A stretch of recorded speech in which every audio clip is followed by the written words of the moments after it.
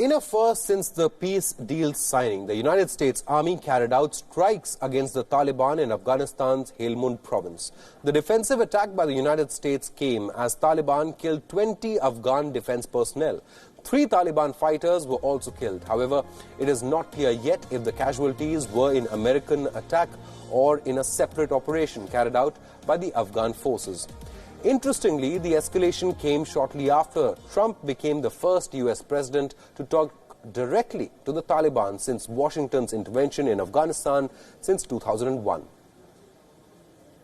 In fact, after the call, Donald Trump said that Taliban had agreed to cease violence.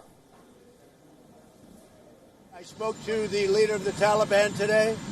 We had a good conversation. We've agreed there's no violence. We don't want violence. We'll see what happens.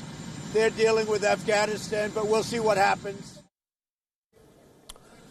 Meanwhile, the Taliban has released the transcript of a 35-minute phone call between its Doha-based political head, Mullah Abdul Baradar, and President Donald Trump. Interestingly, as per the transcript, the US president referred to the Taliban as tough.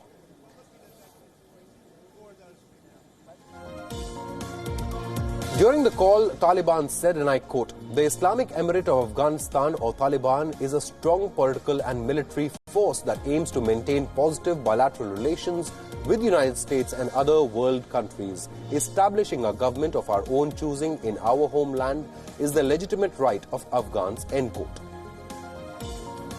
Meanwhile, Donald Trump said, and I quote, "You are tough people and have a great country, and I understand that you are fighting for your homeland. We have been there for 19 years, and withdrawal of foreign forces from Afghanistan now is in the interest of everyone," end quote. The Trump-Taliban phone call comes in the backdrop of a disagreement on prisoner swap between the Afghan government and the Taliban. After the Afghan government said that it made no commitment to free 5,000 Taliban prisoners. Taliban, meanwhile, has refused to hold talks with Kabul until it releases the group's 5,000 prisoners. Remember, the Afghanistan government was not part of the deal, but the two signatories agreed to hold separate talks with Kabul as per the US-Taliban deal. The group has agreed to help Washington in its fight against ISIS and Al-Qaeda in exchange of US troops' withdrawal from the conflict-hit nation.